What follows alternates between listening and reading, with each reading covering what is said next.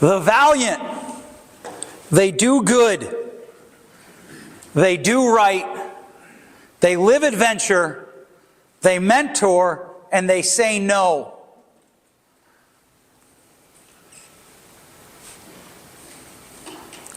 And there's one more that we're going to look at tomorrow on that list.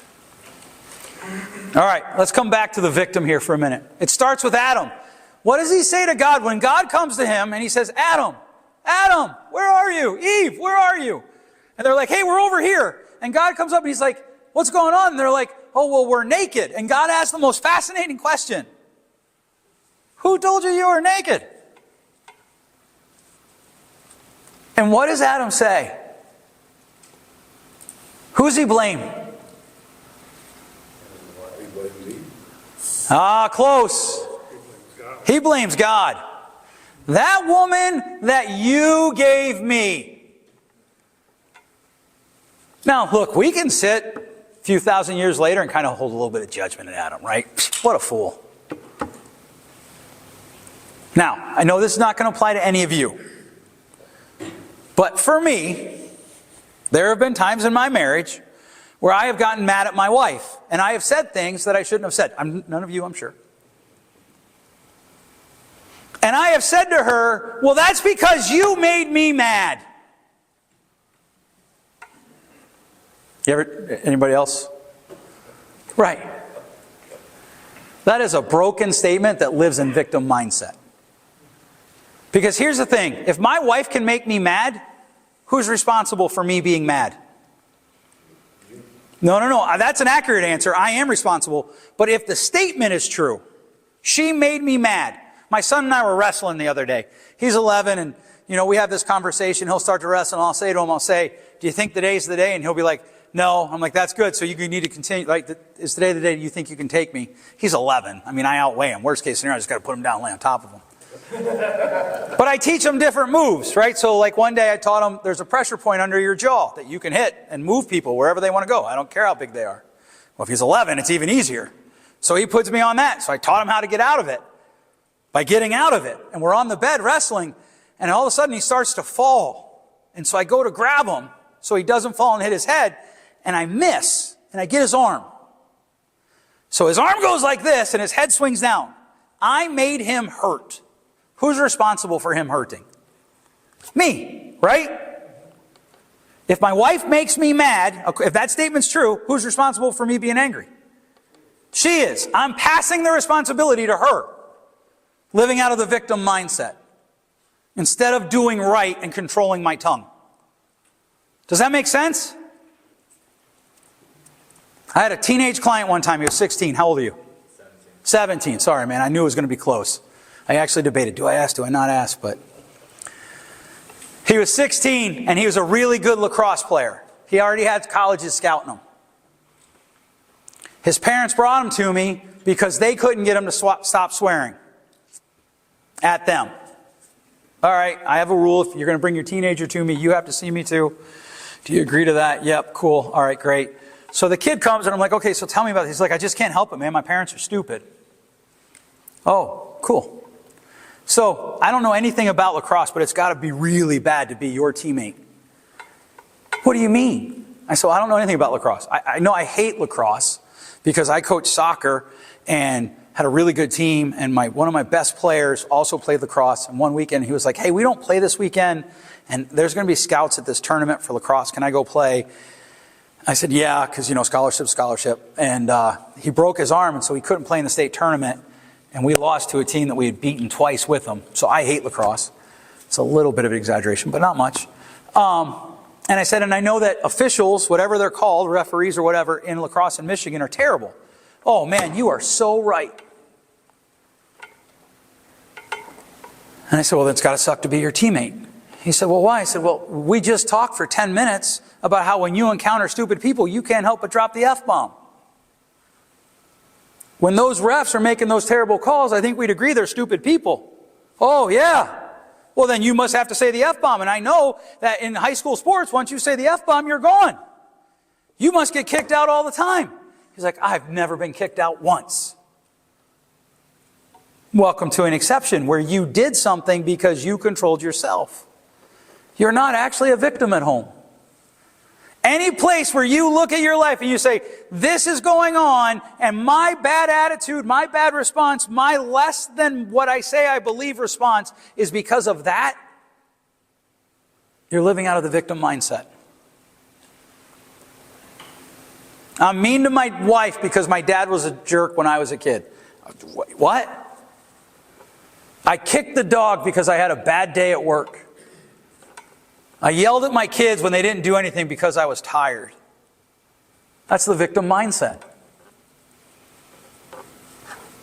I'm not going to church anymore because he preached a message that hurt my feelings. Or it was boring. We wouldn't go to church if the Apostle Paul was here. That man was so boring that somebody fell asleep and died. Seriously, look it up. He fell asleep, fell out a window and died. And Paul went, raised him from the dead, and then went back and finished preaching. Right. Just take a break. Go get a water. I gotta wake this kid up. In fact, I'm convinced that this has so infected us that if Jesus actually came today and not 2,000 years ago, most of us would have lined up to crucify him. Because Jesus essentially said, you need to live this way. Yeah, but God, like that person over there, no, don't worry about them. You live this way. Yeah, but God, no, you. How about the guy at the pool of Bethesda, John 5? One of my favorite stories. Dude's laying there, and like the Holy Spirit would come and shake up the water, and the first person in would be healed. And I've heard sermons where people are like, well, that didn't really happen. To which I always say, well, then why did they keep doing it? So, but, right, like, because the text doesn't explicitly say they were healed, but it seems strange because Jesus walks up to the guy and he's like, hey, what's going on? And the guy's like, there's nobody to help me. And Jesus says, just stand up and walk, bro. So he does. And then the end of the story ends this really weird way. Jesus says, stop sinning. What sin could the guy have been doing? He couldn't go anywhere. They didn't wear bikinis, so he wasn't looking at those. I'm not being funny. What was the sin? I've got to believe based on the text. He lived out of the victim mindset. Have you ever decided you don't have to be kind to someone because they're a jerk? That's the victim mindset. Be kind to one another. Now, we're going to talk about this tomorrow. We get kindness jacked up a little bit. We think it's niceness and it's not. Jesus was kind and they killed him for it. Parable of the talents. Do you remember this one? Jesus tells a story. And he says there's a guy that says, hey, you three, I'm going to give you some money and I want you to manage it. It's my money, I want you to manage it. He leaves and comes back. And the first guy, he says, hey, where's the money? What did you do with it? Well, I know that you're a hard and severe master. And I was afraid. So I buried it. But good news, I didn't lose any of the principal. Sweet, good, right? Master's happy. No. He actually says that guy represents the unbeliever. And in the story, the master has him cast out. Now here's the question, if we're really honest, however many of us are here. How often do we not do the right thing because we're afraid?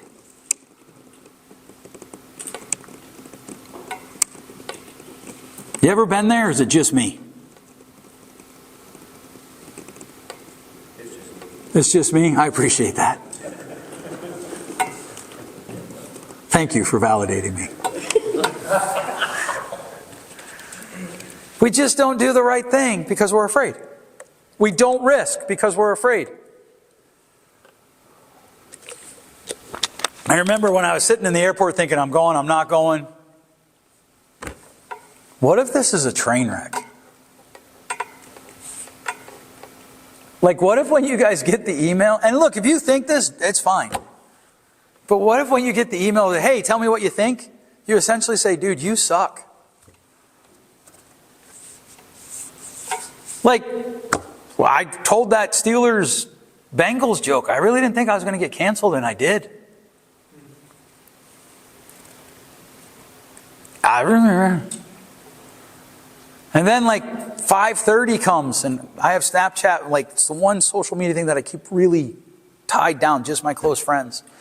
And I sent a snap. I'm like, the last 30 minutes before anything I do is always the worst for me. Because what if nobody comes? Nah. I'm afraid. I'm afraid. Do you remember the story about Daniel we read earlier? Don't be afraid. Have courage. Be at peace. Fear takes our peace. Characterization of the victim mindset. There's an overemphasis on the things that are wrong in the world. Now here's the thing. We have to admit there are things wrong in the world. We're killing roughly 4,000 unborn babies a day. There are things wrong in the world.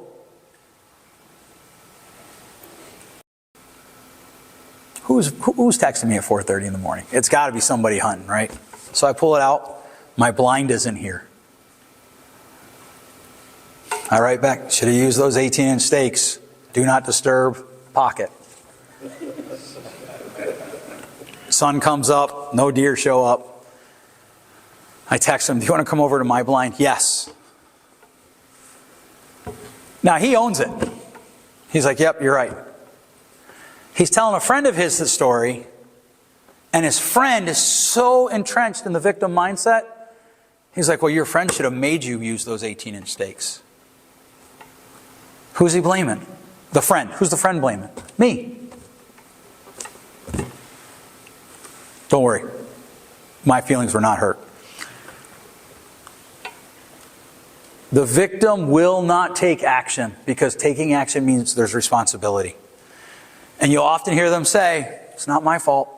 Not my fault. That's not my job. It's not my responsibility. They blame everyone and everything else. One of the things I always tell people, they're like, well, whose fault is it? I don't care.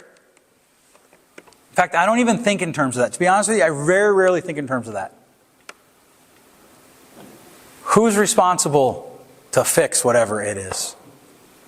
That's what I typically think about.